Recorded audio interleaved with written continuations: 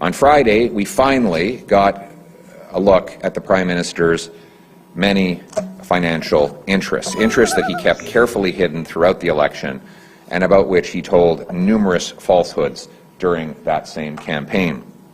And so these are what the revelations tell us. One, that Mr. Carney was not upfront or honest with Canadians during the election. He made numerous false statements he would have known were false when he made them. Two, there is a cornucopia of conflicts of interest in these investments, like we have never seen before from a Canadian Prime Minister. Let me go through and document all of these claims one by one. First of all, during the election campaign, Mr. Carney said, and I quote, "I own nothing but cash and personal real estate, and that's not going to change in public life." Well, it turns out, while he said that, he knowingly owned 574 stocks and deferred profits and stock options in Brookfield and other companies. So it was patently and now provably false for him to say he owned nothing but cash and real estate. Two, my assets are now in a blind trust, so I don't know what exactly is in there. That too is false. He must have known what was in that blind trust because he was the one that filled out the paperwork for the Ethics Commissioner to report those holdings.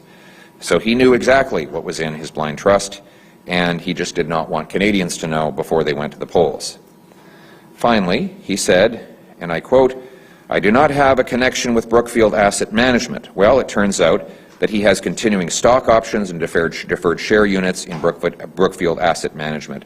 And these options cannot be sold, or at least not easily, and we have no reason to believe they have been. So when he said that he had no connection to Brookfield, he was stating a patent falsehood. Now, why should we care? Why should Canadians care about this? Well, Mr. Carney has shown in the past his willingness to use his political connections in order to profit himself. For example, he said, let me see here, he gave public endorsement of Westinghouse in the Leaders' Debate. Westinghouse is a nuclear energy company which Brookfield is invested in. He has announced he's going to spend billions of dollars on modular homes. Brookfield is invested in modular homes. He says he wants to subsidize heat pumps. Brookfield is invested in heat pumps.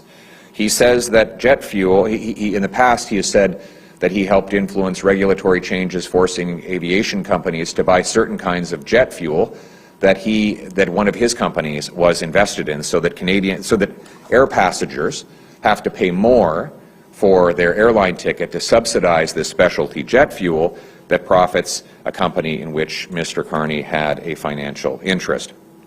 And the list of potential conflicts goes on and on. How can he possibly be involved in developing a budget when all the tax policies could impact on his investments directly or indirectly? How could he address things like competition policy when his companies might be impacted? Then there's, for example, the digital services tax. The digital services tax is paid by some of the companies that he is invested in, and therefore he has a potential or perceived conflict of interest in that as well. So Conservatives are calling for two things today. One, we call on the Prime Minister to come before you and explain the contradiction. How is it that he was telling Canadians that he only had real estate and cash when he knowingly had stock options and other deferred benefits? How is it that he claimed he didn't know what was in his blind trust when we now learn that he knew exactly what was in that trust? And how is it that he said that he had no financial interest in Brookfield when he knew exactly that he had stock options and deferred share units? Finally, so we want him to explain why he told Canadians the opposite of the truth during the election campaign. Second, we're calling on the Prime Minister to sell his investments, turn them into cash, hand them to a trustee who can invest them in a way that is completely blind to him, so that he does not have any knowledge of what he owns. That is the spirit of a blind trust. A blind trust is meant to be something that the owner does not know anything about. That's what it means to be blind of the assets. But right now, Mr. Carney is clearly not blind of what he holds, because even we know what he holds due to this disclosure. And this will put him in an impossible position where he will be conflicted at every turn. So either he will have to get up 3 or 4 times every cabinet meeting to avoid stumbling over the 100+ potential conflicts that the Ethics Commissioner has identified, or he will act in the Cabinet to potentially favor his own interests. Neither of those possibilities is acceptable. And so, again, we call for him to explain the falsehoods, sell his holdings, end the conflicts, work for Canadians. We need a Prime Minister whose only purpose is serving the Canadian people, to reverse the massive damage Liberals have done, to reverse the out-of-control immigration, inflation, crime, debt, and our spiraling economy. Now, here we are, a Prime Minister who's going to be constantly distracted by his private interests when the public interest is in such desperate need of attention. Look at how bad things are in Canada today, and getting worse. The debt is growing faster under Mark Carney than it was under Justin Trudeau. Mr. Carney is spending more in his first budget bill, for his first financial bill, spending more than Justin Trudeau was spending. The deficit looks like it could be even bigger under Carney than it was under Trudeau. We have rising unemployment, a crisis of jobs for our young people. Housing is still unaffordable, and Mr. Carney has so far kept the unsustainable immigration numbers that Justin Trudeau left behind, numbers that are overwhelming housing, health care, and jobs, that are dividing our country and breaking up any notion of integration. We need a Prime Minister who's fully focused on undoing the damage that the Liberals have done, not continuing that damage and focusing on his private interests. Conservatives stand ready to help. We will propose amendments to the ethics law that will make these changes that I have just called for, make them law rather than just good practice. We want this to be once again a country where the leaders work for the people, where hard work pays off, where government is on the side of everyday people who work hard, pay their taxes, and play by the rules. Thank you very much. Oh, yeah. We'll now take questions from the floor. Hi, Mr. Poilievre. Simon Tuck from National Post.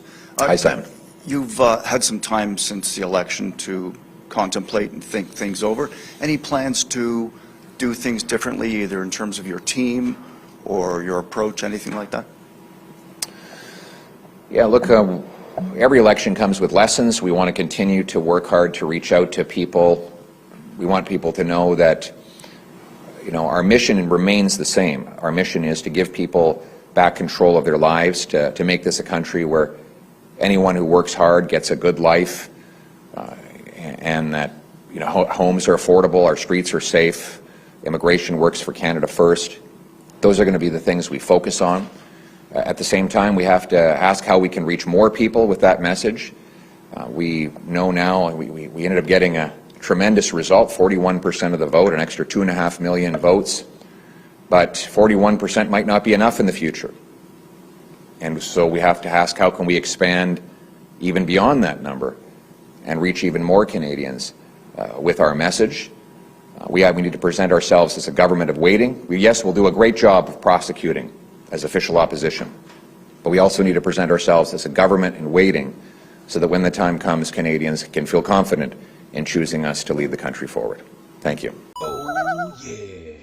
Hello, Mr. Poilievre. Stephanie Levitz, The Globe and Mail. Nice to see you. Your party voted in favor of Bill C-5, and as I think you know, Mr. Carney has a meeting this week with First Nations leadership to go over their concerns with the bill. I wonder if you could articulate why you see the legislation as being respectful of Indigenous rights. You voted for it. And what, if anything, you think Mr. Carney ought to be doing to forestall, excuse me, the potential for protests or court challenges as this bill begins to be implemented? Thank you very much, Stephanie. Let me first say that C-5's far from a solution. It's better than nothing, but not by much. The logic, there's a very big flawed logic in the approach the Liberals are taking. First of all, they've put in terrible laws that block development. C-69, the anti-development law, C-48, the ban on offshore shipping, the emissions cap, the industrial carbon tax. And then they've acknowledged that those laws are terrible, so they've passed another law to go around those terrible laws for select projects. This may allow some projects to go ahead. Some is better than none, And that's why we agreed to vote for it. We wanted the possibility that something, anything, could get built in this country, which is not possible under the bad laws the Liberals put in place to begin with. So I don't want anybody to think for a second that we think C5 is a solution. The real solution is to get rid of C69, C48, the emissions cap, the industrial carbon tax, and many more of these other terrible Liberal policies. Then and only then will the hundreds or even thousands of projects that need to go ahead have a free market in which to do so. Now here we are in this strange situation where the Prime Minister has to select these projects to go ahead. Obviously, the best way forward is to win First Nations buy-in. And what I would say is the best way to do that is to ensure that First Peoples benefit from the projects. We had a policy during the election campaign, which I continue to support, which allow businesses to divert a share of their federal corporate tax to the local local First Nations on whose lands the projects go ahead. This would be own source revenue for First Nations to build schools, hospitals, clean drinking water systems, job training, you name it. And they wouldn't have to go back to Ottawa to ask for money from federal bureaucrats. It would come directly to them. So I think that is one example of how we can make these projects beneficial to First Peoples. And they want to participate. If you talk to many of the First Nations people across the country, they desperately want to prosper from our incredible resources, and we should work with them to do it. I also think the Prime Minister should set up shovel-ready zones in consultation with First Nations governments that have pre-permits so that projects can go ahead and that First Nations people can be part of them from the very start. I think our First Nations people can be the richest in the entire world. That should be our goal. And only with good policy and hard work can that happen. Thank you. Hello, Mr. Poilievre, Ellie Canton Nantel with The Hub. During the campaign, I visited Western Canada and was honestly shocked with the level of frustration and alienation in Western Canada. You're currently running for Western Canadian seats. What do you have to say to people in the West who are so frustrated that they think that even if you were to become Prime Minister, given that you wouldn't be Prime Minister forever, it's better to just separate than to keep in Confederation because they just think Canada is so broken? Well, I disagree with separation. I'm a Canadian patriot. I was born and raised in Calgary, Alberta, and I understand the frustration. I still think that there's no other country in the world where someone of my modest origins would be able to make it to this place, and that's the story that millions of people have lived and relived from across the country. So we are united by that Canadian promise. But as I say, and I say it here, and I've been saying for years, we have to put a final end to this notion that Ottawa tells Alberta to pay up and shut up. And that's what Albertans have been told by this Liberal government for a decade. Their frustrations are entirely legitimate. You know, Alberta is the #1 net contributor, per capita contributor to Confederation, paying more in tax than getting back in federal programs. The major resource, the major industry of Alberta has been under relentless attack for the last 10 years. The rural and western way of life is under attack with ridiculous gun bans, all while allowing repeat offenders to go and terrorize communities, including rural communities where crime is now, for the first time in a generation, a serious danger in communities where people didn't even have to lock their doors. So I say all of that to point out that the frustration is real and it is legitimate, and we should neither dismiss it nor deride the people who hold those frustrations. It's the job of all federal leaders and frankly all members of Parliament to redress the very unfair treatment that Western Canada has been receiving, and I pledge to do that. I understand it. For me it's personal. I was born in '79. It was a few years later that Trudeau 1 hit us all with the big national energy program. My folks were teachers, so they didn't lose their jobs like so many others, but we got smashed with the 20% interest rates on mortgages like everyone else. And I grew up understanding that the federal government had viciously attacked the Alberta economy. And so one of the reasons I got into politics was to bring fairness to my province and to my region. And we'll continue to fight for that by repealing the anti-energy laws, unlocking free enterprise, shrinking the size of the federal government so more of Alberta's money stays in the hands of Albertans, getting rid of the dumb gun laws and instead locking up the real criminals. That's how we redress the very real and legitimate frustration of Albertans, and that's how we unite all Canadians. One last thing I would say is, let's build alliances. Albertans should build alliances with Newfoundlanders and Labradorians who want to develop their oil and gas. They want to develop, our Newfoundland and Labrador cousins want to double their production. We should support that. Let's develop alliances with coastal First Nations who want to liquefy and export Alberta's natural gas over to Asia to get $14 instead of $3 for it. Let's build alliances with Greater Toronto Area communities that want an end to catch and release, to lock up criminals, or to miners in Timmins who want to develop resources or who want to keep their hunting rifles. That's how you get things done. Build alliances to get good results that serve Albertans and all Canadians. Thank you. Hi, Mr. Poilievre. So, Paul Dutch, Global News. You previously called for severe limits to population growth in Canada. Can you clarify what you mean by that? So, first of all, I'll tell you what I don't mean, which is natural population growth. That is almost non-existent in Canada. We have roughly the same number of people who die as who are born. So all of our population growth, in fact, in the last quarter, I think there were more deaths than births. So what I am referring to is migration, net migration.